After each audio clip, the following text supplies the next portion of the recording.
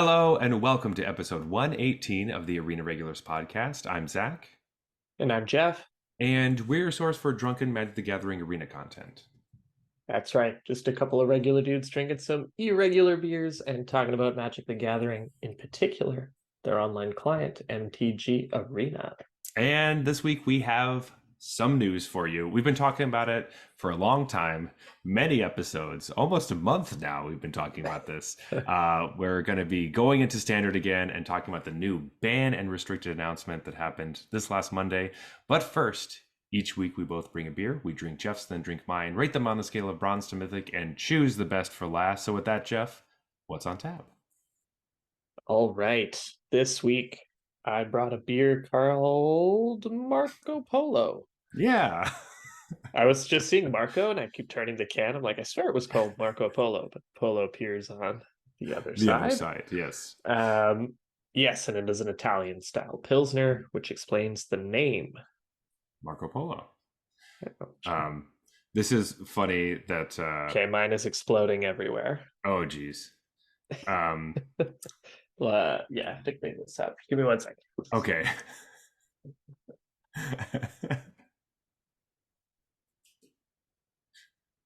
All right. He's back. We jumped forward in time a little bit as we cleaned up that mess. But anyway, I'll open mine now. I didn't realize you opened it. I thought that it just like exploded. I got too excited. Yeah. I got too excited. Um, Yeah, yours was fine. yeah, mine was perfectly fine. So I don't know what's wrong with you, or if you just shaking beers up as you're running up the stairs. I don't know. I guess I was sprinting around. I didn't even grab my glass, so we're just drinking from the can on this one. Wow, look at you go. Well, all over the place tonight. All over the place. we've had a busy day, both of us, and we're yeah. I think we just really need this beer to calm down and like That's right. just to chill out. But anyway, with that, we have some Magic news. Ooh, I started that without even drinking the beer. This is a great episode so far. Loving it. Yeah. All right. So we had the Arena Championship number 3. It was this last weekend. And Nathan Stoyer didn't win. I know it's a surprise. What? It's just yeah, a shocker. I don't even believe you. I'm going to have to go check the results myself. Yeah. Actually, I'm pretty sure he didn't do very well at all. So it just proves that he's human, which is a huge relief. Because I was getting Or is that there. just what he wants us to think? Oh, maybe. Maybe. You know that we're on to him and he had to throw the results. Yeah. But anyway, like I said earlier, there was a banned and restricted announcement this last Monday. We've been talking about it for a long time. It's finally here, and we can really just see what's going to happen to Standard and what the future is for Standard. Last week, we talked about a fake ban list that had come out. There were 8 different cards on that list, and we wanted to see how many were like real or not. This banned and restricted announcement had 3 cards. Jeff, what were the 3 cards that got banned from Standard? Okay, no longer legal to play in the Standard format are Fable of the Mirror Breaker, Reckoner Bankbuster, or Invoke Despair. Can't play those. You can't play them anymore. Hopefully you are in our Discord channel and took our advice to craft all those cards before they were banned so that you got your wild cards, because they were given out today. That's 12... Which I'm pretty sure, by the way, is the reason there's like a 1-day gap in the banning and when it goes live on Arena, is because people would complain that they don't have time to get the wild cards. Oh, to actually like buy, like pay. Wait, sorry. What do you mean? Are you talking about the players wouldn't have enough time to go and craft the cards so that when they get banned, they get the... Oh, okay. Yeah, because it went live like immediately on MTGO, but it's always like 1 day later on Arena. Yeah, and I'm pretty sure they probably got feedback early on that's like, it's not fair that you're giving some players free stuff and like free. Interesting. Yeah, I did hear. I haven't thought of it like that, where it's like, hey, we're giving you an extra day to be able to log on and like actually craft the cards so you can get the wild cards for them being banned. Interesting. I hadn't I thought think about that. so. And I think what they should do is just they go live immediately and they just give you the cards in your collection. Like that's so much easier than me having to craft it and also be in the know a little bit That's true. and then them reward me. Like if I don't have these cards, just add them to my collection and I'm allowed to play them Mm-hmm. in older Other, formats or so you whatever. don't have Yeah. to like waste wild cards on it. That would make a lot more sense Yeah. instead of like, hey, what? Don't spend your wild cards on Oko because you can't use it or whatever. Yeah. Yeah. But in the corner case of like in Brawl, I guess you can or whatever. Um, anyway, yeah, that's so weird. Why don't they just do that? I But it's know also super annoying that I'm all excited to play yesterday and then I just run into like red black mid range and I'm like, it's well, true. I'm excited about the bands. I want to play post band standard and I can't. Yeah, that is It's really weird. frustrating. And I didn't play at all yesterday because of that exact reason, where I had a moment in time where I was like, oh, I could play Magic. I was like, wait, no, I'm not going to because I'm just going to wait till the bans come into effect, Yeah. which does suck that, you know, they're the premier digital format, the one that had a really big tournament this last weekend that's supposed to be like the face of Like digital play, exactly. it doesn't happen immediately like MTGO. Supposed to be all excited for standard and then I just go in and it's everyone like I don't know if they just love red black so much they're trying to play it while it's on its last legs, or if they're trying to take advantage of people trying out new decks and like climb the ladder quickly or whatever. But so many people are just still playing this. I'm gonna say it's the second one because it's also close to the end of the month, and so everyone's trying to get out before everything resets. I'm not that high though. That's true, but you know, who knows it?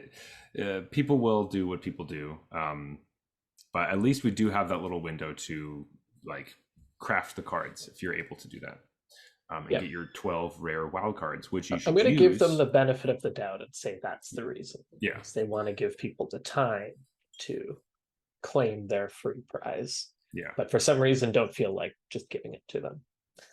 Yeah, because then maybe there's a corner case they get something out of it. I don't really know what they get out of it, but anyway, I was going to say that the 12 rare wild cards that you did get, you should probably use to craft your shock lands for Explorer.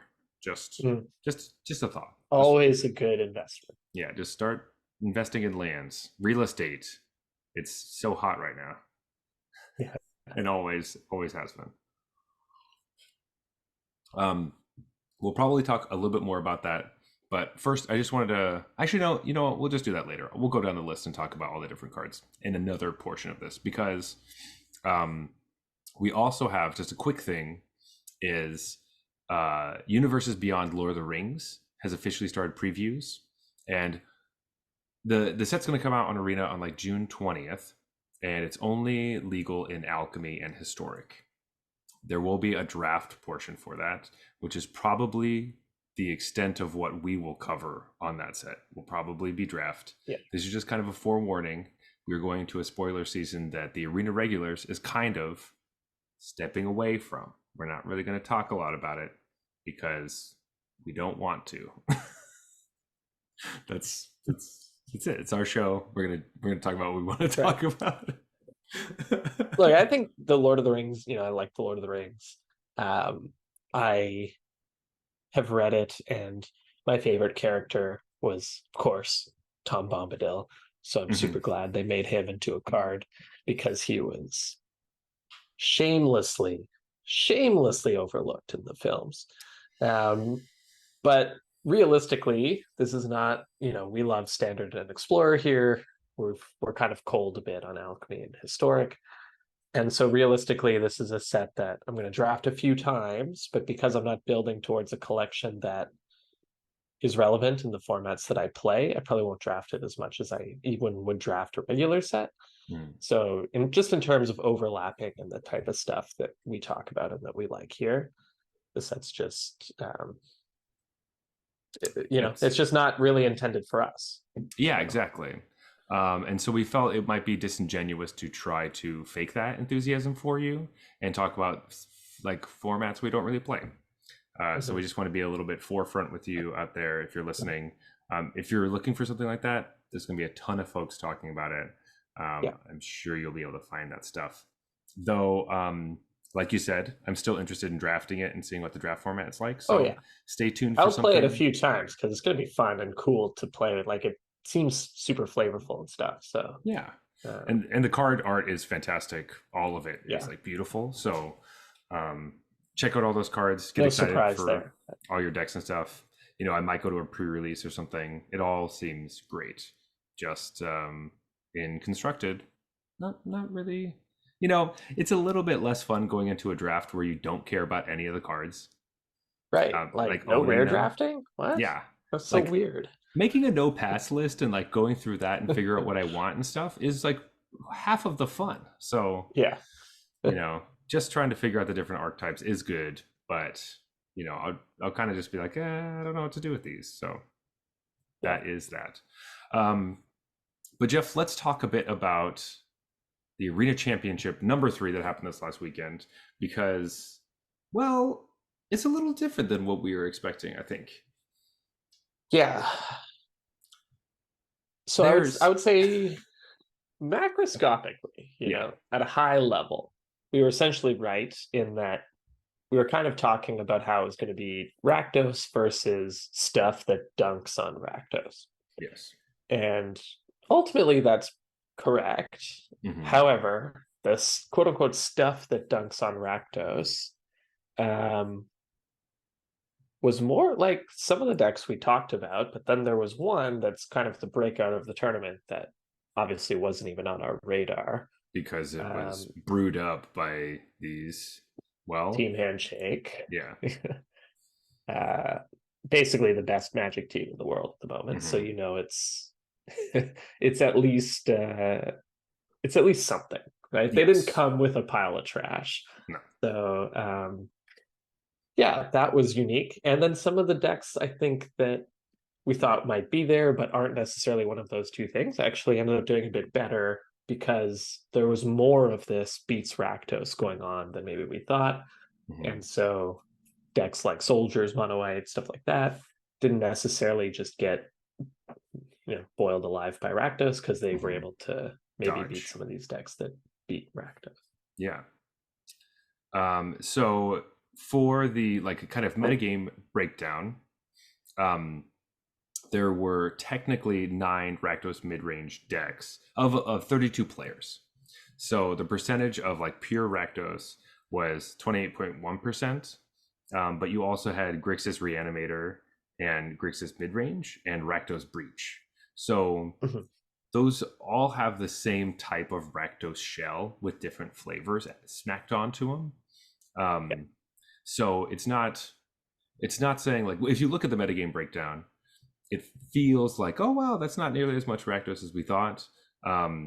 But the cards that got banned were very relevant in a lot of the decks, and so it will do a lot to change those things. And you know, I I think that's great. But when we look at the top eight is like it it's very flavorful. You Yeah, know, the top eight looks great. yeah. So Jeff, what are the top 8 decks that we're looking at? Okay, in no particular order, we had Jeskai Dragons, Rakdos Breach, Celestia Enchantments, which Mm-hmm. I'm glad we talked about, 5-color ramp, Azorius Soldiers, Jeskai Dragons again, Rakdos midrange, and mono white aggro. So That's 2 Rakdos midrange decks. Rakdos Breach is just Rakdos midrange that goes a bit yeah, bigger. And 2 Jeskai Dragons decks, and then 4 one-ups. yeah, which is awesome because those are also like mono white aggro and Azorius soldiers were the only players playing those decks that made it Mm-hmm. to the top 8, which is really interesting. Celestial Enchantments and Rakdos Breach also, they only had one other person piloting that deck, so it's just cool to see. Like, I know it's a small tournament, so there's only 32 people, so most of the choices are metagame dependent, and so that's why I Oh think yeah, that we got, you know, everyone's kind of looking towards specifically, do you play Rakdos or the thing that beats it? So then we had like 0 Esper Legends, which was really interesting to me. Yeah, for But I sure. don't, it must mean that it has a horrible. Does it have a horrible matchup against Rakdos? I didn't feel like. I I think it's not the best against Rakdos. Mm, I think it's probably in that situation where it's a little bit of an underdog to Rakdos, but would do better against the type of stuff that beats Rakdos, kind of one of mm-hmm. those things. And so that would be playing on like level 3, where you're Okay. like, oh, people are going to bring decks that beat Rakdos. I'm going to bring a deck that is almost as good as Rakdos, but is slightly better against the decks that beats Rakdos. I think most people probably just weren't willing to do that because The, it's usually a bad idea. I've done it yeah. too many times. To, I also think that like going that deep, like I don't know if a small tournament you would be rewarded in going that deep in the metagame unless, like, I just doubt that many people are going to like actually let that take control and like they'll succumb to that type Yeah. of mind game playing. The only reason to do it is if you're just really confident in your ability to pilot that deck, like way more than you're confident in your ability to pilot Rakdos, Mm-hmm. for example. Like that's when you would see someone bring it to a tournament like this. It's like, oh, I've just played this every standard like for the past year. I qualified with this. This is what I know. Yeah. And I'd rather, master the new matchups of the metagame rather than learn a whole new deck. Yeah. But in terms, if you're just picking a deck and you have no particular like favoritism in terms of your play experience, Mm-hmm. you would pick Rakdos over Esper for this tournament, I think. Gotcha. Yeah, that makes sense. Um, but I, it just, I was really surprised. Oh, well, first off, this is, we usually say this at the very beginning, but like, Yeah. how much of the tournament did you get to see? I watched more than I expected. So I have an interesting story is a strong word. I have an interesting experience with this tournament. So Okay. um, some time opened up in my weekend that I wasn't really expecting. So I was like, oh, there's a Magic tournament going on. I guess I can watch. But it was like day 2, essentially. Mm-hmm. So I decided normally I might try to go watch a bit of day 1, skip through some stuff, and then watch it, like try to get a Oh, overview of the whole tournament. I was like, I'll just jump in. mm-hmm. And that was day 2. And so by that point, like I was expecting to tune into like, oh, Nathan Stoyer, our only undefeated player, is still Mm-hmm. there, piloting Rakdos or something. And so I was surprised to find out that he did not have a great start to his tournament, was actually no longer in it. Mm-hmm. But I jumped right into Seth Manfield playing. I think he was 1 match loss. Mm-hmm. Um, and he was piloting Selesnya Enchantments, which is a deck that we kind of discussed at the very end of our standard Yeah. metagame discussion. Um, and so I was like, oh, this is cool. And so I ended up just watching a bunch of matches. And I was like, oh, you know what? Like, I'll not watch. And then, after the family goes to bed around 9 p.m., I'll probably be able to catch the top 8 with some skipping and stuff. And so I was all set to do that. And then when I went to watch the top 8, I must have fallen asleep immediately because I remember literally nothing of the top 8. But I did watch a bunch of just day 2 standard matches. I got to watch Nice. Andre Strasky Mm-hmm. play absolutely amazing match against was that one again? Like he played a couple of matches, but there was one in particular that was quite the match. Um, where he basically they kind of traded top decks in game 2, and oh man, who is he against though?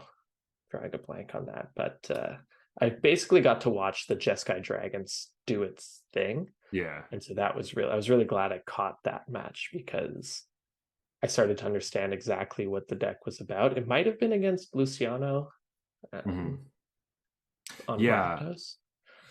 So I am excited. I'm interested to hear your take on this Jeskai Dragons deck, or as I saw on Twitter, Specifically Amy the Amazonian, who I think is hilarious.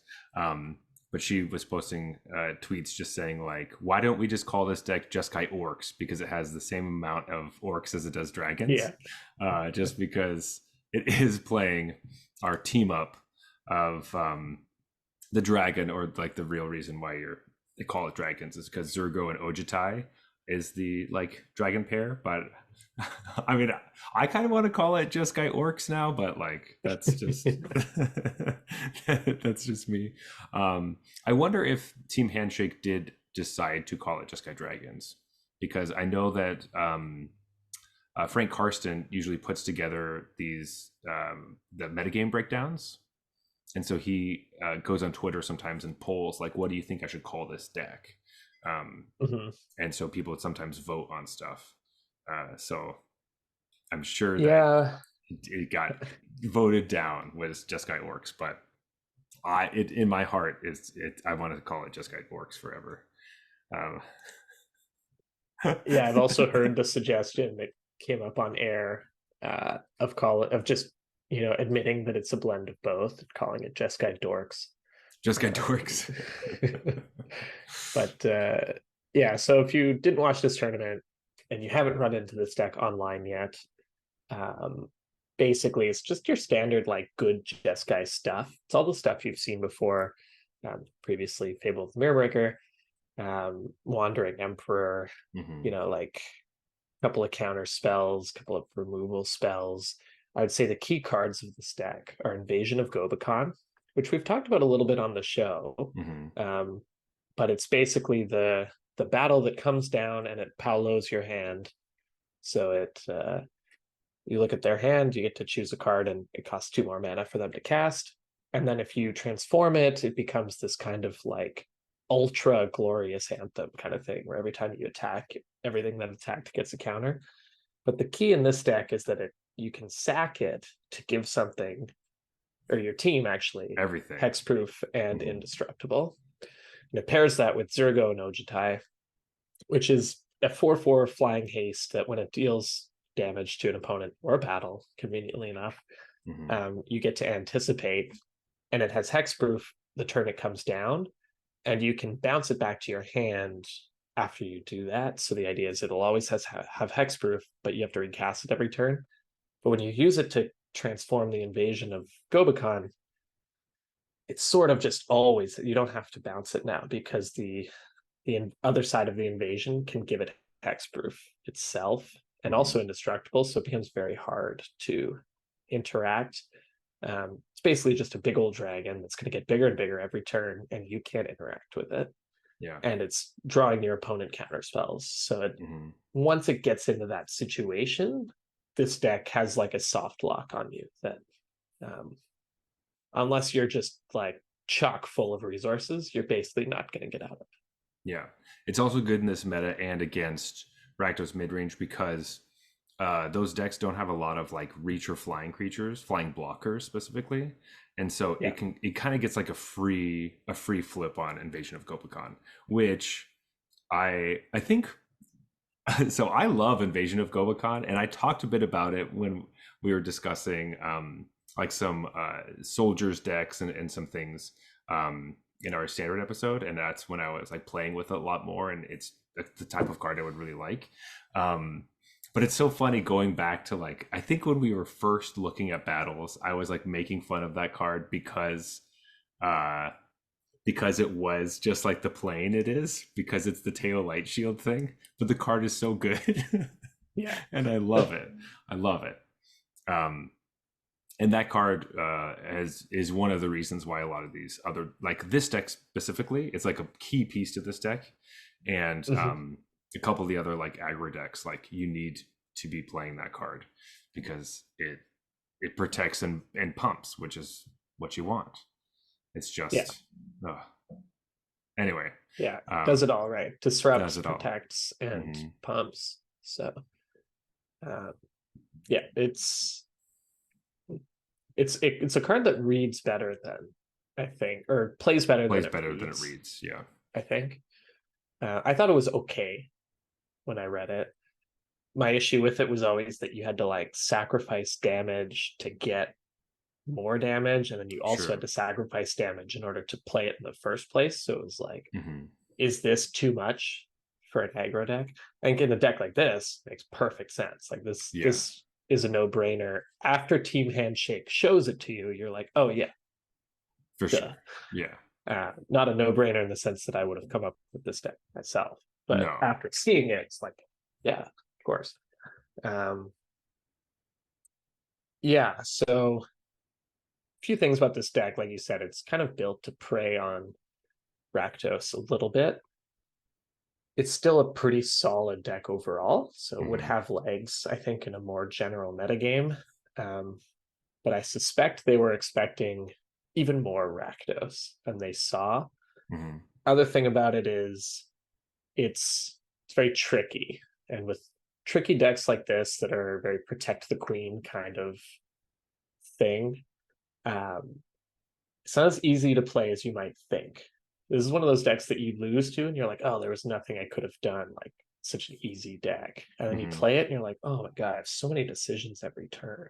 Or you like watch Andre Strosky play it. You're like, wow, that deck is so good. And then you play it, and you're like, wow, this deck is so bad. Yeah. So don't just, I would hesitate to craft this. You know, the deck that it was designed to beat is out of the metagame. B, the best card in this deck is banned. Mm-hmm. And C, it's not as easy to play as it looks. So uh, maybe yesterday was, the day of the bannings, or like Sunday or Saturday over the weekend was the time to try this deck. But Mm-hmm. I wouldn't go like running out to Balls to the spend all wall. my new wild cards on Zergo no Jitai Yeah. just yet. Which is also a really good idea, just in general, for this entire tournament. Yeah, And these standard decks, which a lot of the time, and it's really easy, and I fall into this a lot too, is that when you see a deck on stream, but like on a tournament, sure. those teams specifically for this tournament as well. It's not even just the Pro Tour, which there's like hundreds of people playing. This is 32 people. It's really not that many, and so they are building decks specifically for that metagame. And all those people knew that cards were going to get banned right after it. So like all these decks are basically like, well, half of them you can't play because they're banned, and the other Yeah, half were specifically built to beat the deck that isn't played anymore, just like you said. right. Um, so yes, don't do that with any of these decks, not even just this one. For sure. And the other thing I wanted to call out about this deck is if if you want to beat this deck, like you can. This deck's pretty soft to counter magic, and also like Shieldred's Edict just kind of LOLs at this deck because it's trying to protect its hexproof creature with creature tokens Mm-hmm. as a means of protecting against edicts, but Shieldred's Edict doesn't care. Yeah, So if more people knew about this deck, they'd be just sideboards would be jam packed with Shieldred's Edict, and this deck would have a much harder time even beating Rakdos. yeah. So this was like a bet. This was like, we're gonna beat Rakdos if they don't bring a ton of Shieldred's Edicts, which, Mm-hmm. to be fair, none of them really did. So Yeah, yeah. But it does have a this is one of the first times we've also seen like Invasion of New Phyrexia um yeah, around, which is nice little one of. yeah, just having this little one of is really cool, and I wonder how it's going to go, like continue into um this new standard that we're having. It's like where is this going to go? And like the rest of this deck is just like you said, all creature tokens. And Oh, you know what the match I was thinking of was that blew my hmm, mind? It was Andre against Antonio Abreu, who was on Celestia. yeah, Their game two was crazy. Like, I'm talking both people had double digits number of creatures, yeah, and Andre pulled it out literally just by like a hair on and Antonio even sussed out a few things that Andre had in his hand and blocked appropriately, which almost would have been impossible. But basically, Antonio was holding out for a big turn with the enchantment that would give all his creatures flying if he had enough spirits and enchantments. yeah. Hallowed And Haunting. Yes, and Andre wouldn't have been able to block that. So Andre had to get aggressive with his 10 trillion night tokens that he made Mhm. off of off of that exact invasion. Um, but Antonio had Cathilda, which was as lifelink. Mhm. And so he needed to block exactly right so that none of Andre's removal would be able to get the like there was some first strike stuff and he could have braid on top of it to kill the Catilda before damage would be Mhm. dealt or certain stuff like that. He blocked exactly right. And then I think Andre like cycled into an Otawara and then it just like trivialized it and Oh. bounced the thing anyways. But like I wouldn't have even used Lauren to cycle there if I was Andre. Mhm. So the fact that he did meant he recognized the exact situations. But it was an extremely complicated board state, Yeah. and the whole game was very back and forth. That was the match that I was so glad I watched. That sounds crazy because Yeah, that is, I don't know if you feel this way or a lot of people feel this way, but there's sometimes at a certain point when a matchup is so complicated like that, my brain just like loses it and I'm just like, you know what? Attack all. And like that's I was like, I yeah. I can't deal with this anymore. I feel like It's my brain reverts right to like I'm aggro, I attack mhm, all, or I'm I'm not sure. aggro, I sit back. And Antonio was like, switched back and forth between who was ahead and who was behind. But Antonio recognized super early on that Catilda was like, that's the The way he's thing. going to win this game. And he just wasn't attacking with it ever. Yeah. And Andre had multiple turns where if Antonio had attacked with Catilda, he would have been cooked because that it would have died and he would have then like and it required multiple cards in his hand. But Antonio like sussed that whole thing out and then would have won because he just built out his board with enchantments and then eventually recognized that Andre had very few flying blockers. This was his path to Yeah. victory, and he could use the Catilda as like a life buffer because it's a huge life linker. And I was like, I don't know if I would have found that line. And he That's very nearly pulled it off. wow. Well, they both made the top 8, so that's exciting. And they Yeah. ended up um I don't believe they were playing against each other ever in the top 8 No. because so this is the point of the episode where we say spoiler alert, but Andre makes it to the finals Yes. and he ends up losing to Benjamin Broadstone, who was playing Rakdos Breach. So through Yes. all this, Congrats, yeah, Benjamin. congratulations, Benjamin. Um, it's awesome to see your name up there because I didn't know who you were until this, which is really exciting. Yeah. So it just kind of proves like whoever you are. I don't know if he's really well known in like other tournaments or Magic things, but he seems like a young guy and was able to take it home. So that's gives you hope for all of you out there Mm-hmm. hoping to be able to do that. You too could be winning arena championship. I think he got $30,000 or something, and he's going to the world championship. Like Amazing. amazing. Yeah, I didn't get to watch any of his matches. As I said, I happened to fall asleep before the top Jeez. eight. Yeah. I do think that his deck was the perfect choice, like in retrospect, when you look Hmm. back on the metagame, because so many people brought decks to beat Rakdos, and generally the way you beat Rakdos is to go bigger, Hmm. and he just brought big Rakdos, Yeah. and then was like, okay, you can't go bigger than me, so Yeah. What are you gonna do? yeah, Yeah. And if you're confused, the breach in Rakdos breach is breach the multiverse. What is it? mm-hmm. Yeah. Um, Yeah, because uh whenever a deck says breach, I think underworld breach, and I'm like, that's not legal, so what's going on? But yeah, you've seen this deck as soon as breach the multiverse came out. We've been seeing it around, so it's not a super unknown, but that is the hard thing with the Rakdos decks for this tournament and what's been happening in the past is like picking the right flavor of Rakdos. Which does that mean add a color? Does that mean go bigger, go smaller? What is that? And in this particular case, he picked right. yeah. I think his deck sacrifices a bit of game against stuff like Azorius Soldiers or Mono White Aggro because he's cutting some of the lower end stuff for big scores into the breaches to Yeah. facilitate the breaches, Mm-hmm. but probably maybe has an edge in the matchup because he can go over in the mirror match, sorry, because he can go a bit over top. But then, sort of incidentally, probably has a much better. I mean, he kind of proved he has a better matchup against Jeskai, beating it twice in the top Mm-hmm. eight against Austin Bersavich and Andre Strosky. Mm-hmm. Those are no easy players to beat, no matter what they're playing. So, Yeah. obviously, a great player with a great deck. Yeah.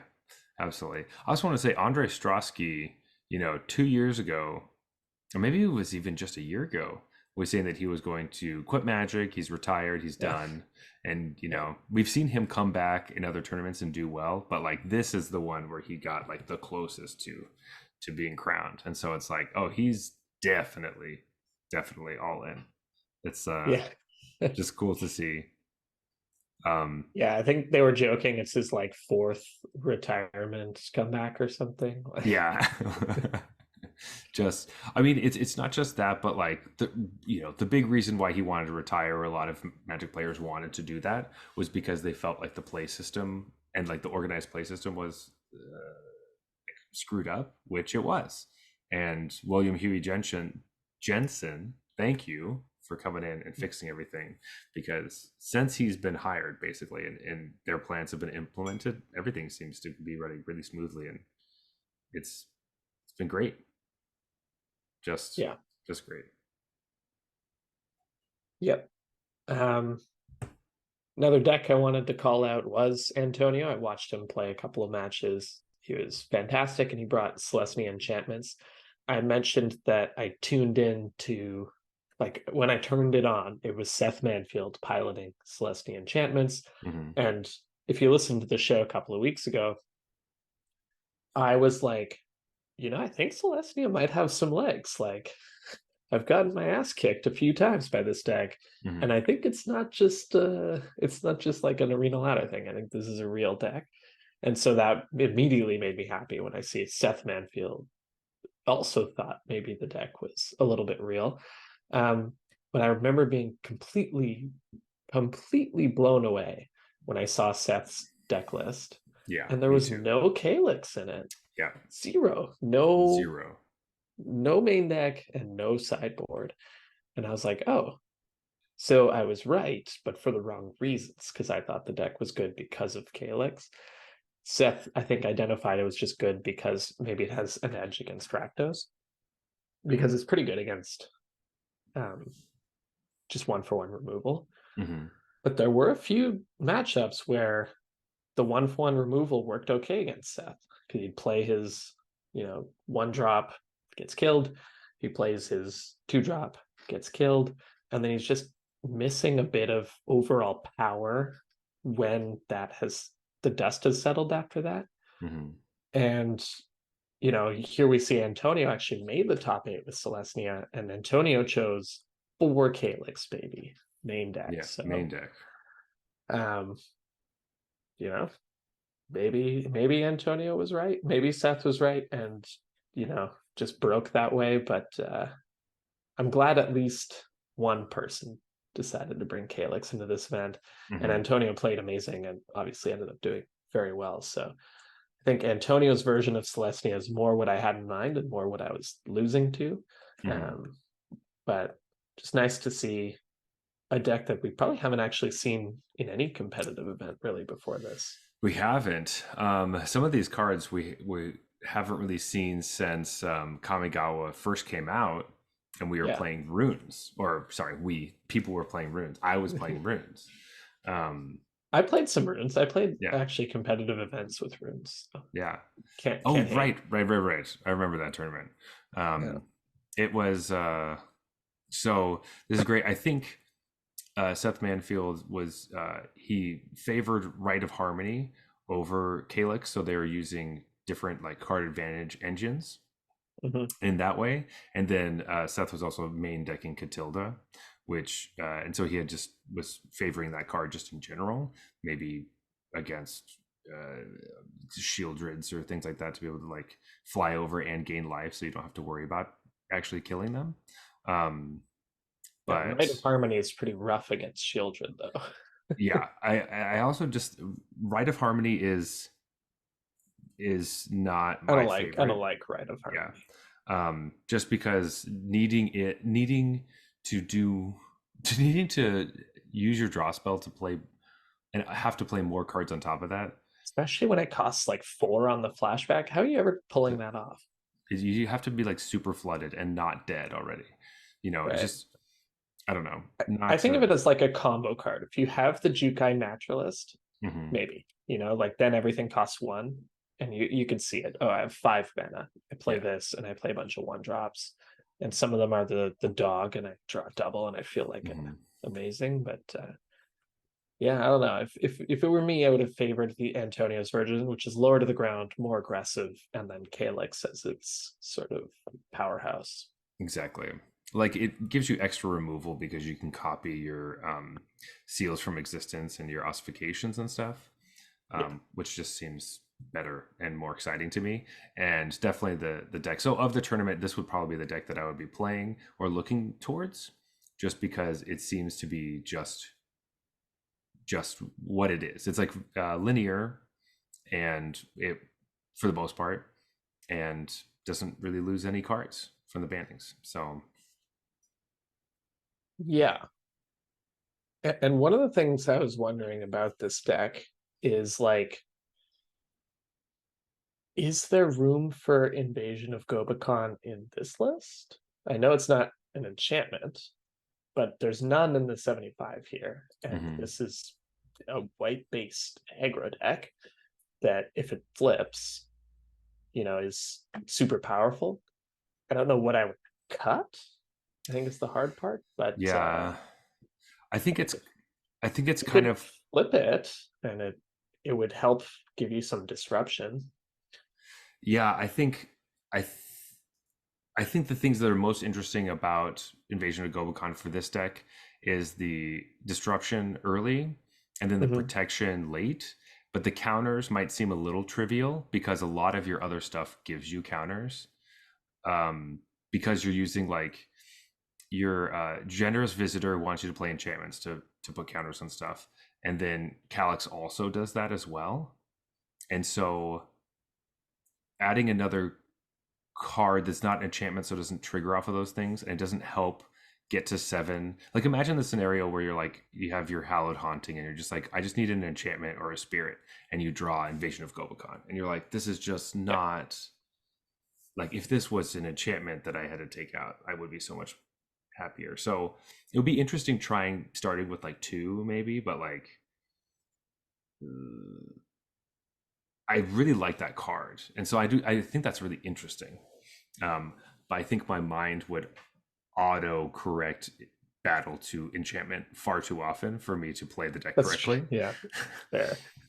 That Oh, I'll just maybe play this even though my opponent has nothing in hand because it's an enchantment. It'll trigger all my stuff. all my stuff. Yeah, maybe what you do is you just cut Rite of Harmony and you play one Invasion of Gobakon and see what happens. Yeah. Yeah, I was thinking like sideboard to bring in Yeah. if we really wanted disruption.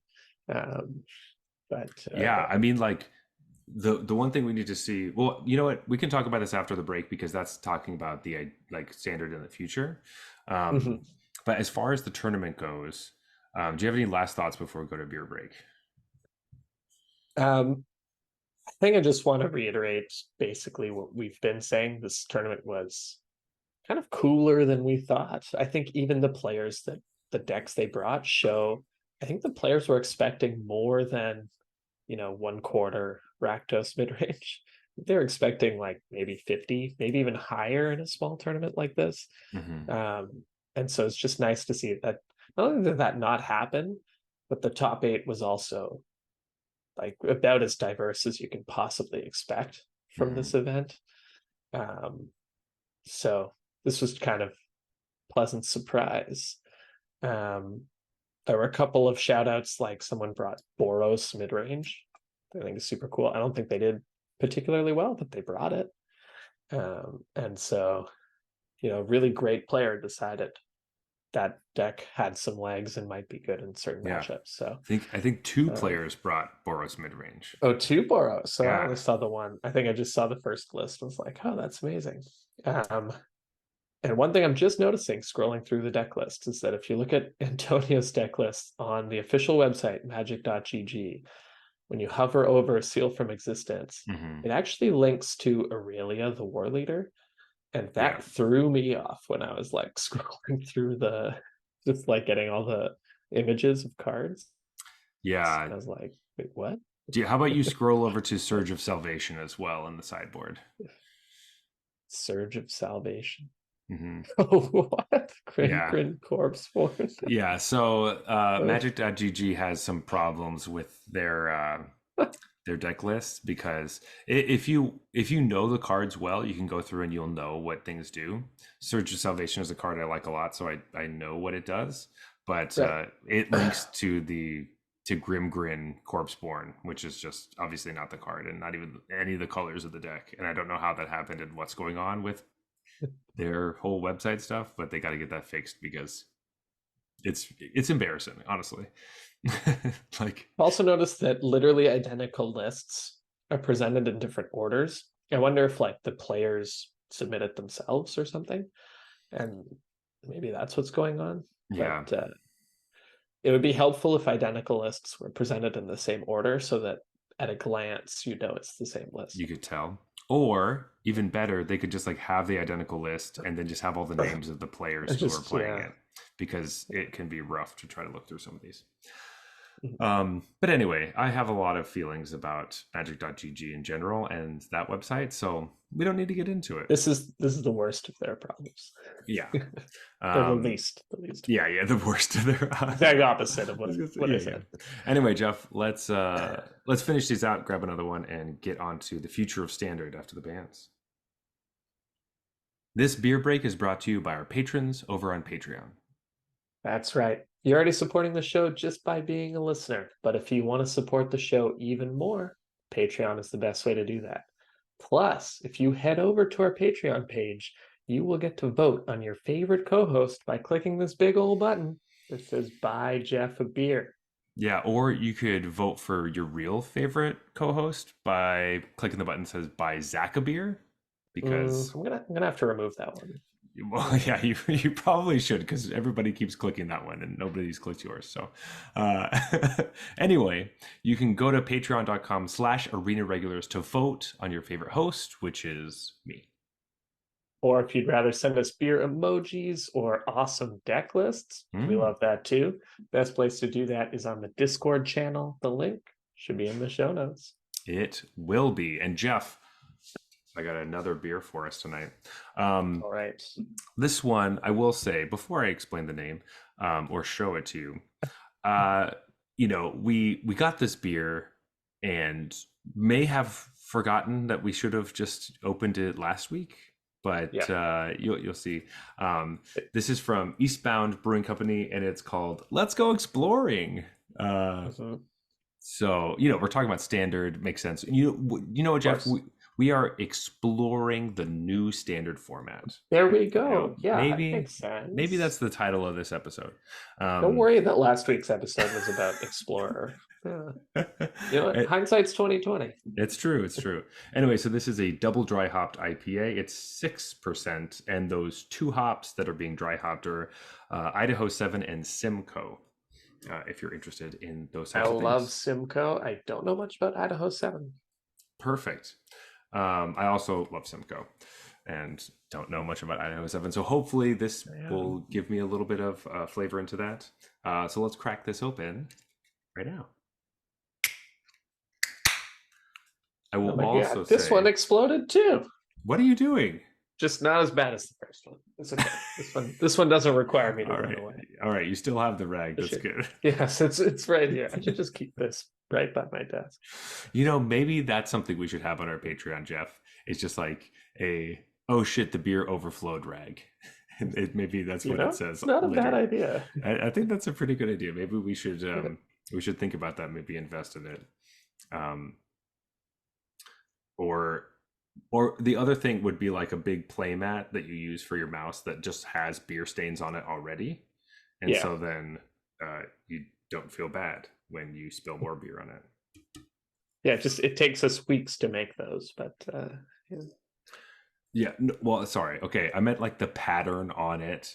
Like we made a No, I graphic think it's more design of it. authentic if we use it and authentically spill beer on it. It'll Yeah, but happen. then I want them to be able to actually wash it so that like it will be Mm. washed and clean, but still have the beer stains. Whatever. Right. We'll figure something out. We'll figure something out. Go to our Patreon or Discord and tell us what you would rather have in the Patreon if we were to make something like that. Yeah. But anyway, Uh, cheers to exploring standard. Cheers. Are there chunks in yours? I don't know if you can see this. They're like chunks in mine.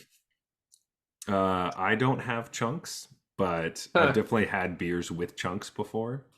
All right. So Yeah, maybe this is the least filtered IPA I've ever had. I've definitely had like on the show, I've definitely had beers with chunks in it, and I was like surprised that you didn't say anything. So I'm glad that Hmm. you're mentioning it right now. So we can immediately say that Jeff's beer was either filtered less than mine, or also that you got like one that was lower, like mine was off the top and yours was off the bottom. Yeah. I mean, I forget what that's the name is escaping me. The stuff that the The sediment, sediment. and because mine overflowed, the sediment mixed in. But That makes a lot of sense. yeah, Did the indie ale house also have sediment, or could you not tell because you didn't have your your didn't mug? have my cup. I didn't have my Yeah. cup. So It was a um pilsner, so it would have been less. yeah, that's true. Anyway, let's jump back over to some magic talk. Um so the tournament is over. We finally have our banned and restricted announcement. We can say goodbye to Fable of the Mirror Breaker, Reckoner Bankbuster, and Invoke Despair. Jeff, I want to talk about what we feel about these bands and what we would have hoped for more of, or anything like that, or maybe less of. I don't know. Okay. What are your thoughts? All right, here's what I think about the bands. Mm-hmm. I'm not mad. I'm just disappointed. Okay, Dad.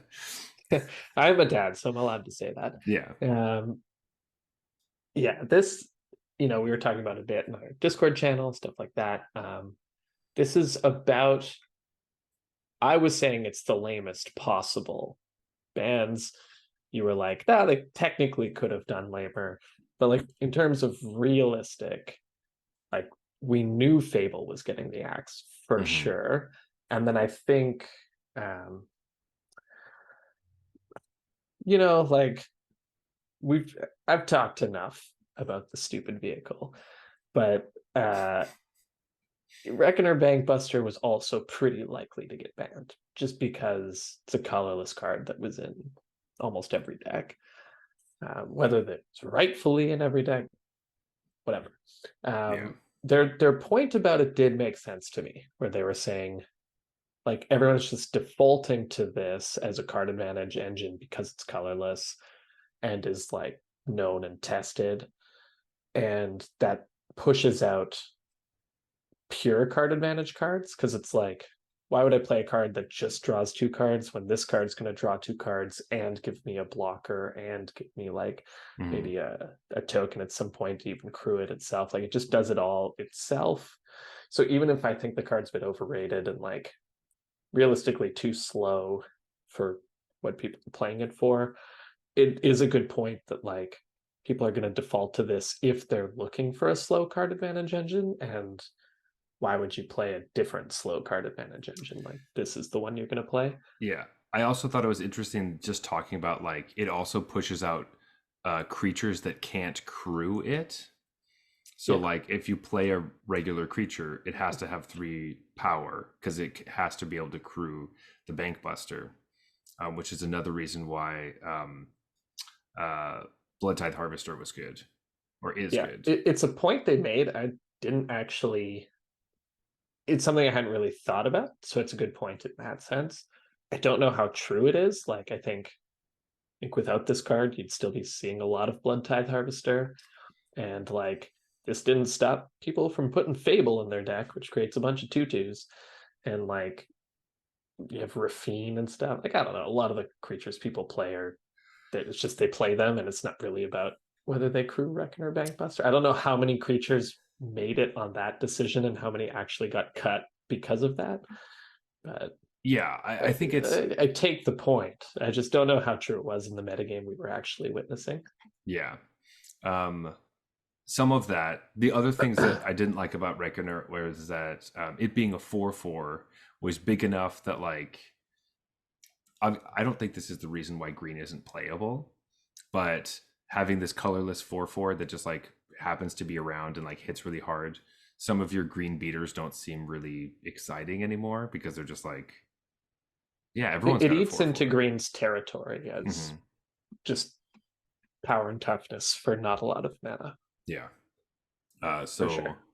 that was something that was like, okay, like all these cards were just like the culmination of a lot of little things ended up being why they were oppressive. It wasn't all just like, hey, this card is busted or bonkers. It's like just all the little incremental things that happen over time. It's like it just ends up working too well with a bunch of other stuff randomly that just like it they just need to go. Um, Yeah. Yeah. I think yeah, I think I think there are two worlds where this card does nothing, or this card gets played in every deck, and we happened into the world where this card gets played in every deck. Like, mm-hmm. imagine a world where aggro is actually good, Yeah. then nobody plays this card ever. It's like maybe a sideboard card um, that maybe has cool interactions with Tezzeret, and it just occupies such a different space. Mm-hmm. But in the world where everyone's playing mid range and like you can take turns off to do this, it ends up being a bit of a auto include. Even though, again, in this weekend, every time I saw Rakdos play, the announcers said multiple times, oh, well, they're not going to kill Bankbuster here because it just doesn't matter. And they're not going to kill Shieldred here because it just doesn't matter. And that was almost every time those cards were on the battlefield. And I just Mm-hmm. feel like I'm the only one seeing this. Like, the world is crazy. But everyone's just like, Shieldred's such a powerful card. But in this context, it doesn't matter. And then the next game, oh, Shieldred's so good. But here, you're not going to waste a removal spell on it because it doesn't matter. I'm just like, how many times can you say it doesn't matter and also say it's too good or something like? Anyways, Yeah. Well, so I like that you bring up Shieldred right now because that was another one that was like on people's chopping block. But basically, I don't know if we explicitly said this in the episode we were talking about all these bans, but like it's less likely they're going to ban a card from this year's rotation than any of the cards from the previous ones. So yeah, that's why Shieldred seems to be one that was like probably not. Like they'll probably keep Shieldred around just because. Um, but the other yeah, cards were like Wedding Announcement, The Wandering Emperor, Rafine, Atraxa, which Atraxa you said was ridiculous, which I agree, and Plaza of Heroes, which is also a newer card from this year. yeah. I think if it were up to me, Rafine and Wandering Emperor would be on this list, and then we'd have five that Mm-hmm. would actually shake up the metagame. Um, we can talk about Invoke Despair briefly. This just feels like really piling on to the one deck because I don't know if the deck would have even been the top deck anymore. Once like cutting Fable is probably enough. Um, but okay, because Fable enabled Invoke Despair. That's kind of the thing. Mm-hmm. So this feels like a bit of a drive-by against Mono Black. It's like, hey, fuck you too, Mono Black. Yeah. It's like we're gonna take out Mono Red. Or sorry, Red Black. We're Mm-hmm. gonna really beat that into the dust, and then also Mono Black. Yeah, you're unplayable too. Yeah. Your whole raison d'etre is now gone. Um, but whatever. I don't think anyone's going to shed any tears over that. And I think people are just tired of this card. So yeah, I'm fine. If they left it off, that would have felt like a pretty similar ban list to me in terms of how the metagame's actually going to shake out. But if that's the case, let's add it just in case it is still good and Mm-hmm. people still hate playing against this card. So Yeah. sure, let's throw Invoke Despair into the mix. The reason I say like I don't think this goes far enough is because like aren't people just gonna play Esper now? Like That's what I was thinking. And that's what I think a lot of people have said on the internet as well. That like Esper's gonna be the new best deck. Esper didn't like lose anything. Because people who are saying that mono white mid range didn't lose anything, all those all those decks were playing Reckoner Bankbuster. So yeah. that was like one of the two drop card advantage things that they would use. And like Reckoner Bankbuster is like a card to fill in to these monocolored decks, right? It's like, oh yeah, I just have this card that I know is going to be good in certain matchups that I don't, I don't have to worry about the card selection being scarce in my single color because I have this colorless card to go to. So they all get worse. The other thing is mono white, like, you know, the I almost feel like what's the best way to explain this? I almost feel like this might step the metagame back a bit because based on this past weekends, we had all these decks that like can beat Rakdos, and Rakdos is still the best deck, but there are tools against it. And I look at some of these decks and I'm like, isn't Esper just going to troll this with like Thalias, like just with so much disruption with counter spells and Thalias and like not being touched at all by this ban list? Like, are you going to play 5 color against Esper? And you're just going to get rocked. And so the stuff that was good against Rakdos is like, now we just have a new mid-range deck that was almost as good to begin with and just is better against all the stuff that we had spent all this time like building to beat the stupid red-black deck. And this like completely just didn't care at all about the Esper deck. I'm just like, I understand that on some level, it's more fun for Esper Legends to be the best deck in the format than like Rakdos best cards we've printed in the past X years. That's true. Like Esper Legends isn't particularly awesome. Like it's not like it's, Esper Party. Oh, That'd be a cool deck. No fucking way. No. Well, they gave Esper Legends an awesome Triland that they refused under any circumstances to give to the party deck. They give the That's party true. deck the worst fucking land of all time. So yeah, but like they have preferences over there. They did not make Plaza of Heroes for Esper Legends. It's almost like all of their, most of their fan base really loves Legends or some shit. But... yeah, I mean, like they turned off Planeswalkers, so now they're legendary creatures, and they're making cards for a format that we're not playing. Obviously, it makes sense. Duh. It is funny that like one of the things that's like Esper Legends plays Skrelv because Skrelv is awesome. But one of the cards that was really good against Skrelv was Reckoner Bankbuster because the Reckoner Bankbuster will always be able to block pro colorless Bankbuster. So that was another reason why I didn't like Reckoner Bankbuster because it would always block. And it was also too big and I couldn't ever make one of my things big enough. So that was always annoying. So I'm kind of happy it's gone. But that was one of the ways that you could combat Toxic in that way. Right. But yeah, I also feel like Esper will get better, but does this also mean that like our counterspell is going to get better too? I guess with Thalia, not really, but like blue has been so bad recently. The fact that we're getting rid of a powerful sorcery, a powerful enchantment, and a powerful, debatable powerful artifact means that like people won't be main decking a Braid anymore. We're not going to have to worry about enchantment removal as much, and basically like I don't really have one for Invoke Despair that just kind of did all of those things. But like if people want to pack stuff against Shieldred, and like that's what I was trying to talk about Shieldred earlier, which I got off topic because I get scrambled. But going into I had stuff to say about Shieldred as well, so yeah, sure. I'm sure I derailed us, but no, it probably wasn't you. Honestly, it was me. So don't even worry about it.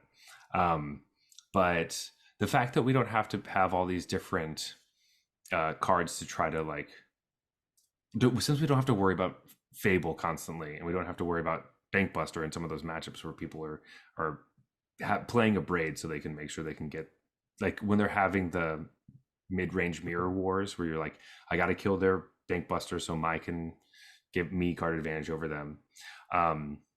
Dealing with Shieldred is going to be a lot easier because you don't have to have that weird like split of like how many removal spells do I need for enchantments and then also cards that could hit Shieldred possibly and blah, blah, blah, all that stuff. You could just be like, fuck Shieldred and she can't stay on the table and it's fine. And then everyone will see why she's not as good. Yeah, no, absolutely. Not banning Shieldred makes a lot of sense. For basically the reason you just said, like another way to put it is people had to commit so much removal to Fable because you can't let the 2/2 token survive and you can't let the 2/2 copier survive. That's 2 removal spells. So by the time Shieldred rolls around, you can't kill it, and then it looks a lot better than it actually is.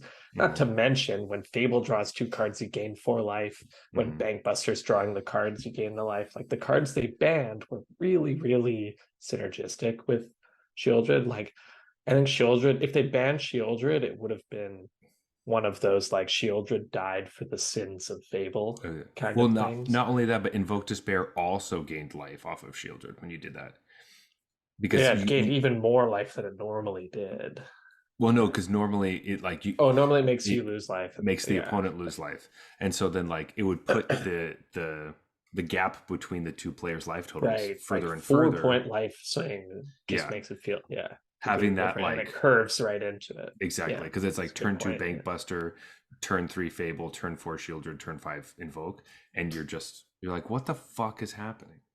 And the fact that like the black-red mid-range deck is drawing this many fucking cards is and like blue can't stand a chance is nonsense. Like it's like you would want Shieldred like in a vacuum. If you're looking at Shieldred in the regular color pie, you would think blue black because that's the type of stuff that's who draws cards. That's who draws cards. That's the kind of deck you could play. I don't know if that's like an infantile way of looking at it, but like if we're not looking at any other card in any other set, most of the time that looks like a blue black deck. So it's trust me, Shieldred will not feel. I mean, I already thought she wasn't overpowered in the previous format, but if you thought that, try to play the new format. You'll see a couple of copies of Shieldred in the Esper Legends deck, which is likely to be the best deck.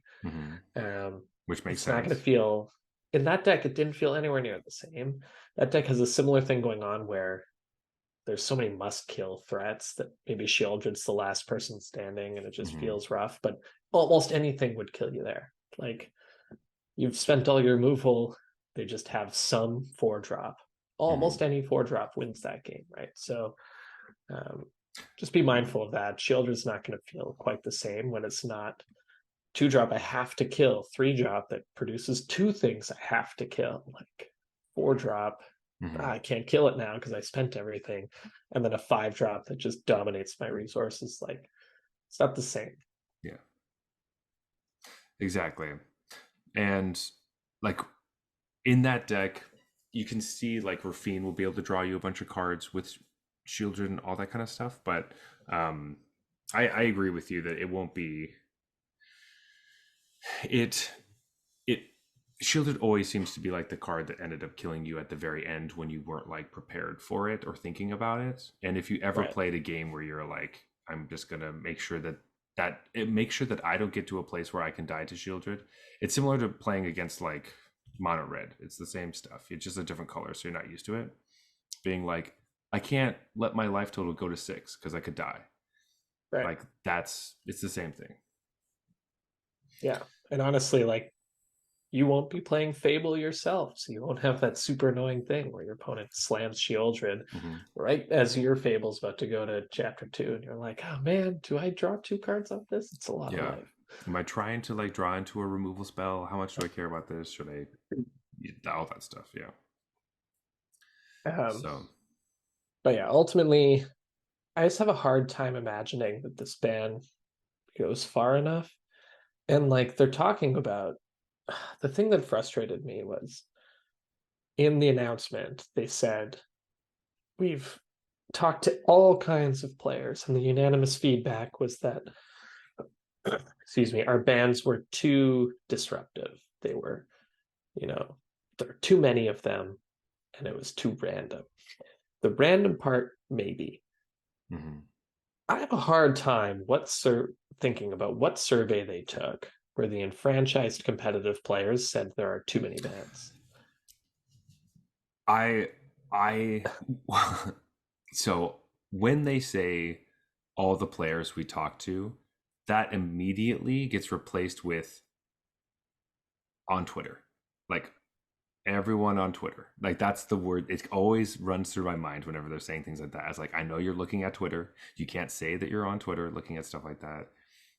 Similar to, I mean, I'm sure that they read some stuff on Twitter, but like they're not going to base a big company change feasibly on it. But like it always feels like that. That it's like, yeah, you're But they saying, explicitly called out like from tournament competitive players all the way down to like casual players trying to enter their first F and M. And I'm like, bullshit. Unless you're referring to some ban you made a day before a big event, that's the only time a tournament competitive player would care. yeah, and they're purposely fixing all of those things. So like, the one thing with this ban that is strange is that we're getting it earlier. We're getting it for the summertime because we won't have another standard format until September. So they wanted to do something to shake it up. It isn't clear whether we're going to get more standard bans in August, right before the whatever 3 weeks before the new set previews or whatever that is, the rule is. Um, though it seems to be like that will be normally the rule. But then after Mm-hmm. that, they're purposely putting any type of like, if they have emergency bans, it's going to be like the Monday after the Pro Tour for that set. That's like basically how they're setting it all up. They're like, we're going to do it right after the biggest tournament. Like, that's the point. That's why we're doing it. We're trying to make, like, they're just trying to be consistent, which I think is really smart. Like, this might not have been good enough, and we will find out. But they also are giving themselves the window in August to be like, you know what, we didn't have enough. Here's some more, um, and we just have to bear through the summer, I guess. But like, people But play. here's the question, I guess, like, given the new system, assuming they were to stick to it Mhm, and um and like they printed Neon Dynasty mhm. after the new system, how long is Fable of the Mirror Breaker in the format? It kind of feels like at least the same amount of time, if not more than it actually was. Like they're not going to use these 3 week. It's not. It wouldn't have been caught in 3 weeks after the set. No, no, no, no, no. Yeah, are you saying? Do you think because Neon Dynasty was out in like January, February? By the time August rolls around, is it a big enough problem that we have to ban it? Right. Like they specifically said for standard, it has to be like a breaking, Felidar Guardian kind of thing. This wasn't that. This was Mm-hmm. just probably like the most dominant single like mid-rangey card they've printed. It wasn't like it creates a single weird interaction that Mm-mm. is a problem, right? It was just like it has three modes and the numbers on all three of them are a little too tweaked. Yeah. Um, To be fair, I don't think any of these cards, like none of these cards, are gonna fit like the 3 week model thing. But no, but they're- I don't think I have an issue with the other two really. Like yeah. but Fable, I think, is something that slips through the cracks of their new philosophy Mm. and is an issue. And this is from someone who loved this card. I played a lot of this card, but even I was like, that's enough of this fucking card. Like Mm-hmm. every game, every single game is about I'm on the draw. Is there anything in this hand that can do something about a turn three Fable? Every single game. Yeah. I mean, I agree with that. I don't feel nearly the same about it than I do like Alren's Epiphany and like. Yeah, and Alden's Epiphany is the kind of thing they'll catch, I think, Mhm. maybe. Actually, I don't know if they would have, but like presumably it's like just kind of a stupid interaction kind of thing of, oh, we didn't realize galvanic iteration in Alden's Epiphany would be so miserable. Just Uh, not even that, because it was good before that too. It was just like that card was just like, fuck, here's an extra turn and also some attackers, but it was also, it was good with like Sultai Ultimate. Like there were other cards that kind of put it on the map. It's true. But yeah, hopefully they learned their lesson that you can't make an extra turn discard bad enough because you print other cards that make that matter less. Because, oh, look at all, think of all the cool cards you could play for free if you played this card. Yeah. Come on. Come on. Fuck you. Um, Fuck off. Come on. yeah. Yeah. Ultimately, I think that, like, yes, I'm very happy that Fable's gone. I was ready for it to be gone. Um, but at the same time, like, would it have killed me if it got banned in like August instead? I was also fine waiting for rotation. Um, so it's nice it's gone now. But like the biggest reason why I was like the 3 year thing for rotation for standard was going to be such a horrible possibility is like I was really looking forward to Fable no longer being in the format. But I wasn't Right. so upset about Fable being in the format that I thought that it was busted. That I thought that it was unplayable format. It didn't make me feel angry and enraged every time I tried to play against it or play like I just like hated it. I never had those feelings. Not that all ban worthy cards give you those feelings, but um, if it was if it rotated out in September or was banned in August with the new setup, I probably would also have been fine. These bans are welcome and nice to have them early, but I I would have probably been okay if it lasted through the summer. Yeah, I guess my thoughts are that if this wasn't what they were announcing, I think they would have banned Fable a few months ago, um, Okay. at least. But because they were like, we're about to push it to like 3 year rotation, I think Fable kind of was on like it just got allowed longer, a longer stay than it otherwise would have. Basically what they're doing is they're restricting themselves, but they're trying to present it as giving themselves flexibility or Mm-hmm. like giving themselves cadence, right?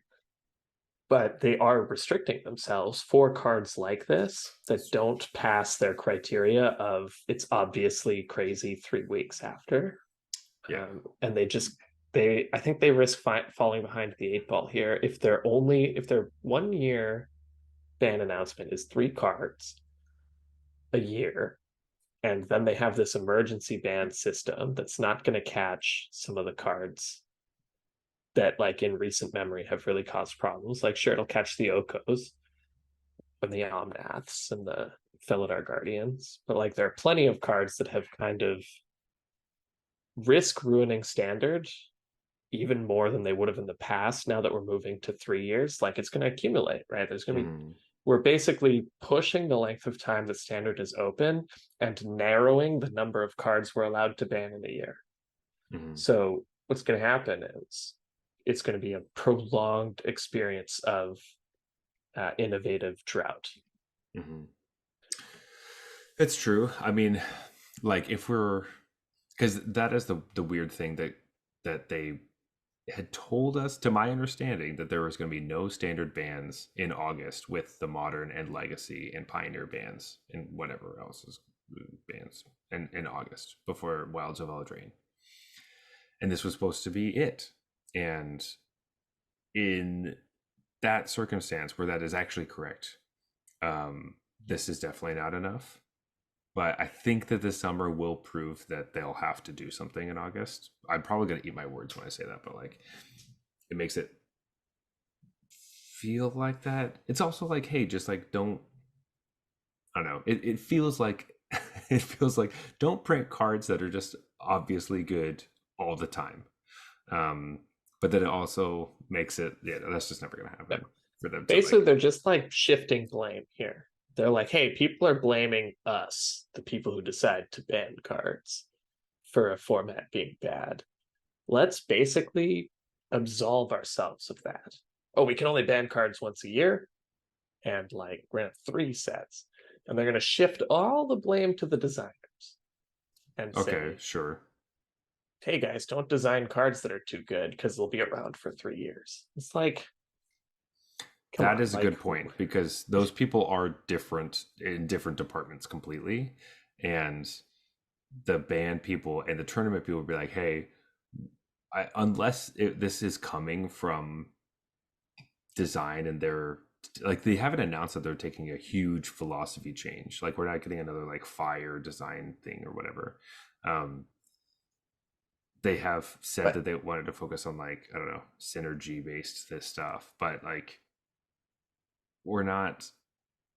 Yeah, I think that you're right. I think that's right. That the people who are making bans do want to kind of shift the blame a little bit and not have to worry about it.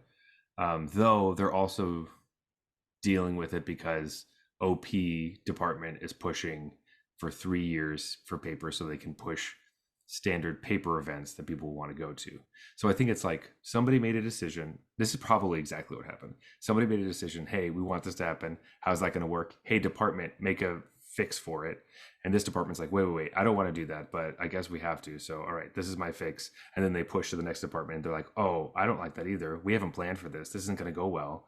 And they're like, well, you got to do it. And they're like, okay, well, I guess this is the solution. And that's basically what happens. and then they pushed to the alchemy department, and they were like, ah. Yeah, alchemy just fucking does whatever the fuck it wants, and they just like sit there and like say, no, I'm not doing that, You're and like, blah nah, blah. that change sucks. I'm Yeah, not gonna and do that. also it's Made me F respect alchemy. I almost wanted to play alchemy after that. after that. I just don't understand why. And when we're saying this, we're saying alchemy has decided that it only rotates like every 2 years, not 3 years, They're just like, no. and it's crazy to me that like it seems like even in the like talking to the people who are in the company, they're like, yeah, they do something They, else. They they do do whatever. their I own don't know. thing. I don't Whatever. really Yeah. know of anything about that, which is hilarious because like they're so far detached. Did you see? Wait, Jeff. This was totally something we should have done in like the magic news and stuff. But there were two nerfs in alchemy that they made. Oh no. Do you know what the nerfs are? No idea. Okay, so there are two red cards that got nerfed in alchemy. Okay. Um, so wait, let me go to the article. This is so funny. I can't believe I forgot this, and I'm so mad because I remember reading this and being like, "What the fuck?" So first, I want to say, do you have like? I know you said you don't have any guesses really, or you don't know what they are, but like, Well, if you're my thinking, guess would obviously be Fable of the Mirror Breaker, but based on the way you're presenting this story, I'm guessing that that was not. If you said told me 2 red cards were nerfed, I'd say maybe Fable of the Mirror Breaker and Reflection of Kiki Jiki. But just the two faces of the same card. Um, okay, so I want to get this right, and I'm looking for this announcement because it was buried. There's a ton of like Lord of the Rings stuff that came out, so there's like a million of those articles. But this was in the MTGA Arena announcements that they do every Monday.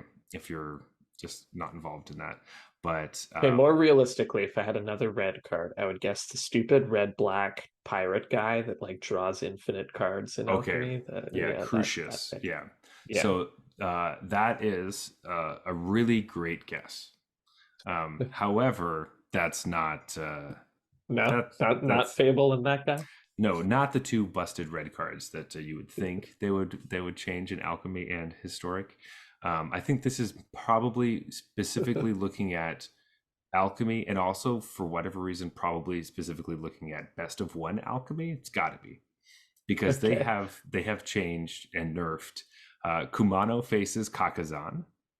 Okay. The nerf is that when it flips over, the creature no longer has haste. Oh, That's the what? nerf. Yeah. So it does all the normal things and it flips over into a 2/2 that doesn't have haste and just exiles your opponent's creatures when they die. So that's the nerf. Apparently, mono I red hate was, that. yeah, too powerful. And the other red card that needed to be nerfed because it was way too good, like this card needed to God, what be is this gonna be? pulled back. Um, this is an alchemy card. So it's just one of those alchemy ones, but it's traumatic prank. Do you remember this? Do you remember traumatic prank? It was Obviously it was not. it was one of the alchemy cards for New Capena, Uh-huh. and it I would was have like, guessed that it was yeah. New Capena. So it was like a 3 mana sorcery that like you could gain control of target creature. So you active treason it, you untap it, and it perpetually gains haste, and this creature can't block. And at the beginning of your upkeep, this creature deals 1 damage to you. Remember, Right. it was like this Yeah, yeah, interesting, yeah. like, I loved that card. Yeah. I mean, yeah, I never played it, but I no, loved the design of it. yeah. So apparently, this card was this active treason variant was too powerful and had to be nerfed to cost 4 mana instead of 3. Jeez. And Yeah. those are the changes the arena devs have done for alchemy to fix the Yeah. format.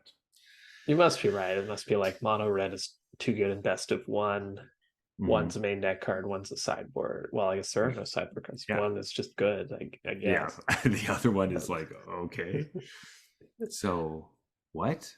Like, none of these were issues in historic and like arena championships. None of, I don't Yeah. understand this at all. Like, it just seems so Weird. laughable and stupid. And they haven't. There's no more like arena or like alchemy cards for any of the sets recently. Like, what the fuck is happening? They must have a much larger best of one fan base and have just decided to like stick to that, which might also Maybe, coincide with their like 2 year rule. Like, yeah, maybe, no, 3 year best of one sounds awful. No, thank you. yeah. So anyway, that might be something for another episode where we kind of rip into alchemy like we do sometimes. But um, Crazy, crazy. crazy. Anyway, since we've gotten so off topic, we could probably wrap this guy up because I know we're Yeah. hammering these hard, these bans, and our disappointment slash trying to understand it, but ultimately, I do think possible like it's probably settled where there's a bunch of different departments in this company. Once somebody makes a decision, everyone has to scramble to figure out how they're going to make it work, slash do their part and how it's going to affect their department. And this is what's been come up with by all the different departments. And we'll see how it works. And they'll probably get rid of it right before it starts working. Yeah. I don't know. This seems like it's hurtling towards failed experiment territory. Mm-hmm. Like I said it before, I just don't understand what data they're looking at because my experience with Magic players is like the people who don't play standard because it's 2 years but will play at 3. It's like it's not that large a subset, No, and I know I can't no even one. believe it's bigger. It's hard for me to believe that's a bigger percentage of people than the people who will play at 2 but won't play at 3. Like Mm-hmm. that feels like a wash to me. So I don't know. This just feels like they're making one of my favorite formats worse. Mm-hmm. And like I said, they're kind of shifting the onus to the design team. The design team now has to think harder about some of the cards they create because it could be around for so much longer in standard. And like, not only have they not really shown an ability to do that, but like Hasbro's breathing down their necks to create powerful cards they can sell. That's what leads to these things. So like, Mm-hmm. I don't know, is the plan to just power creep so insanely that the rotation timeline doesn't matter because every year the cards will be so much better than the last that they might as well Mm-hmm. rotate? Like, that's the only way out of this, right? Like, Yeah. because usually they pull back for a year if they create an overpowered set. Now that doesn't do anything. They have to pull back for 2 years. Or ban a set. I would love to just see every card from the set is banned. Yeah, it's called rotation. Yeah, that's true. But like just a one specific set in the middle. It's like just this one's rotating. That the other yeah, one's whatever. Call time is rotating. Everything else is fine. Yeah. Yeah. Neon Dynasty can GTFO, but you can still play stuff from. You can play Streets of New Capenna. Yeah, that's all. Yeah, up to you. all you. So, yeah, I think that's what we kind of feel like. We're gonna have a lot of feelings about this for a long time. It's gonna change, obviously. So, we'll really have to play it to see. And it's just gonna make me play more Explorer, to be honest. Like, probably. If it's all gonna be non-rotating formats, anyways. Like, what's the fuck? I'll play. Yeah. Yeah, just play Explorer. I'll play the one that costs me fewer wild cards. Yeah, which is the whole point. Cards don't matter. Like, that's the whole point of like playing eternal formats anyway, is that you pick your favorite deck and you play that all the time.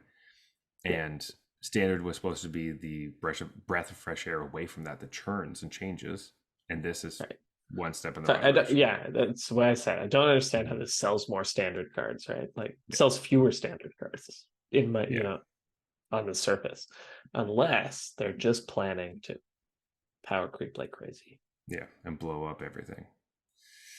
Anyway, thanks, Hasbro. Jeff, let's end this episode because I'm getting worked up. Yeah. All right. So making me mad. We're going to last call, where we rate the 2 beers we had this evening on a scale of bronze to mythic, just like the tiers in Arena. And also, don't feel bad if we kind of talk about the tier you're currently in and in maybe a negative light, because everybody's in different tiers at different times. It doesn't really matter, and this is just a fun way to rank beers. I think I'm like in at least silver and gold in most of my stuff. Like, the tiers don't matter. So embarrassing. Yeah.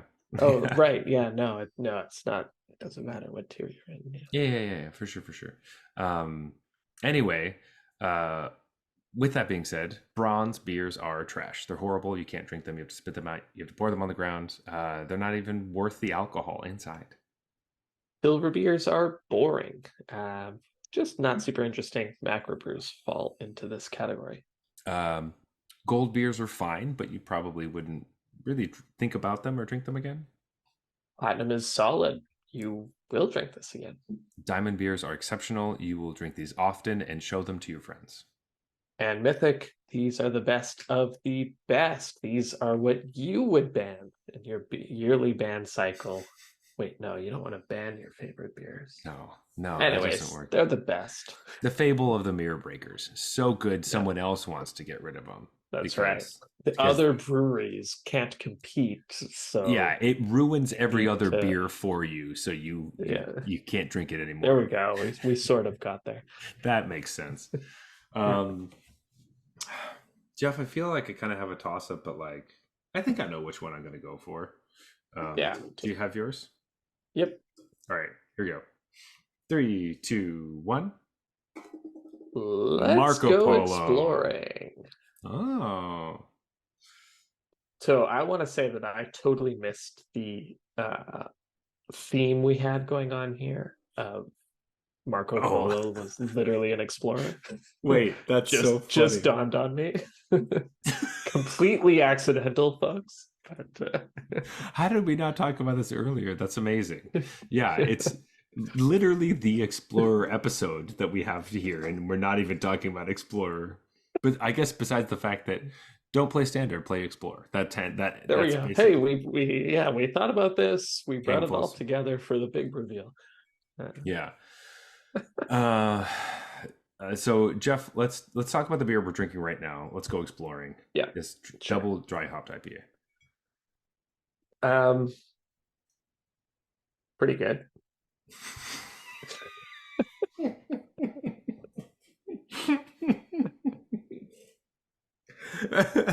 That's my in-depth analysis. That's fine. No, it's all right. It's definitely a double dry hopped IPA. Like, it is hoppy, which I like. They promised hops, they delivered hops. I can taste the Simcoe, which is awesome too. I don't know if I know what Idaho 7 really tastes like after having this. Probably because my brain is just like that Simcoe, I know that flavor, and then other flavors, it doesn't know what to attribute to the Idaho. Interesting. I'm Um, wondering if like I'm tasting this and I'm like, that doesn't taste like the Simcoe I thought. That must be uh, Idaho 7. you have And the that, opposite, exact yeah, opposite. exactly. Where I'm like, Yeah. I don't know if I like that one very much. Mhm. Um, But like, it's nothing to write home about for me personally. It just tastes like a double dry hopped IPA that uses one of the hops that I know I like. yeah, it's okay.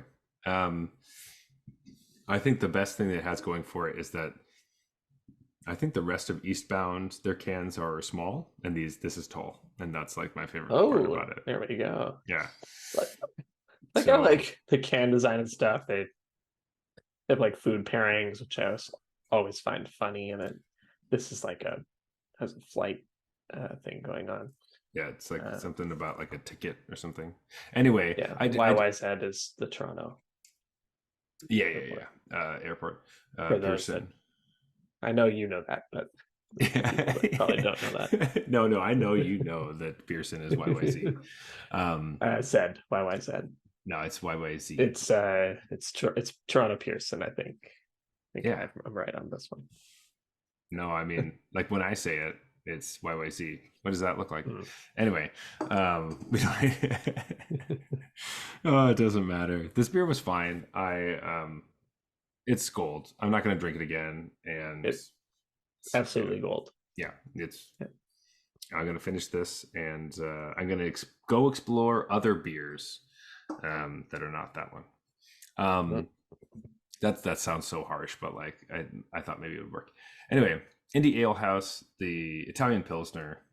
Um, you know what? I picked this one because I think that I like Italian Pilsners a lot.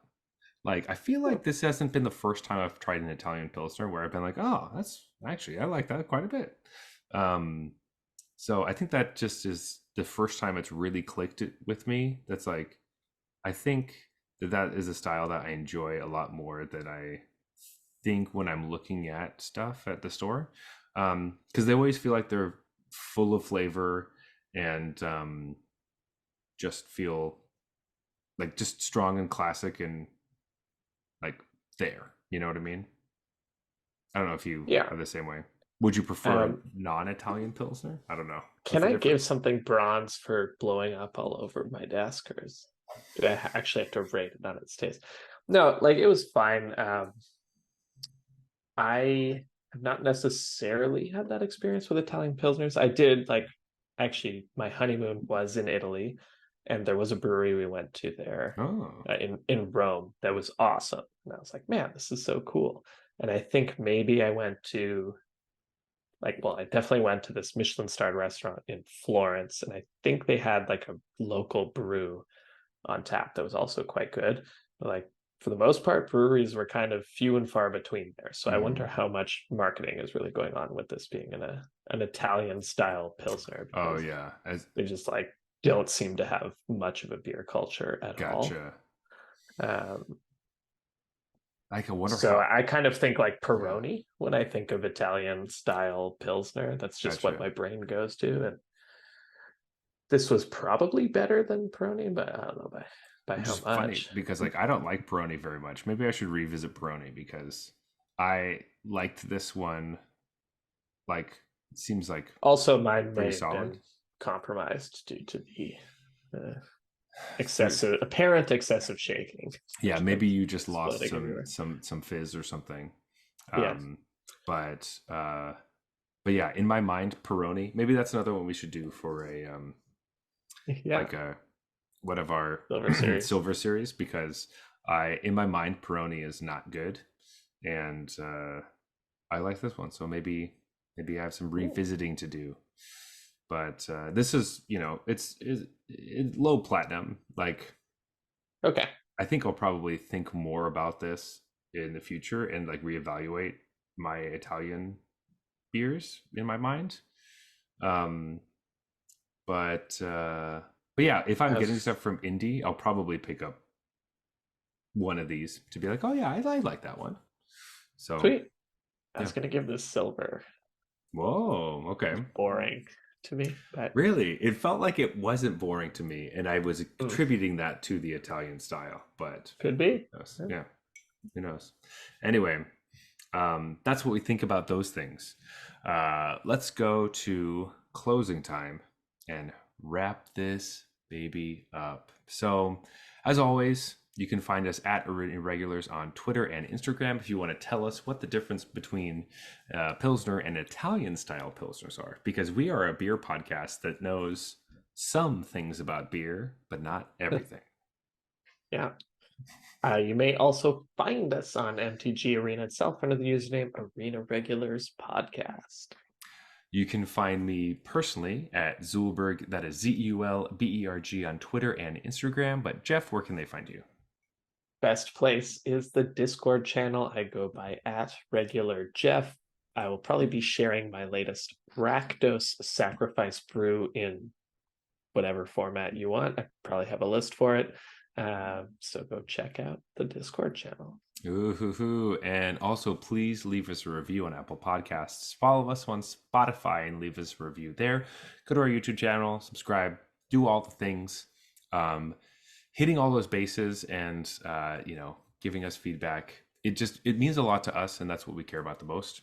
Growing the channel is great, but we really love to hear your feedback.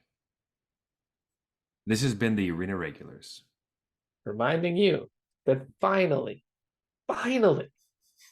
traumatic prank has been nerfed in alchemy. Good night.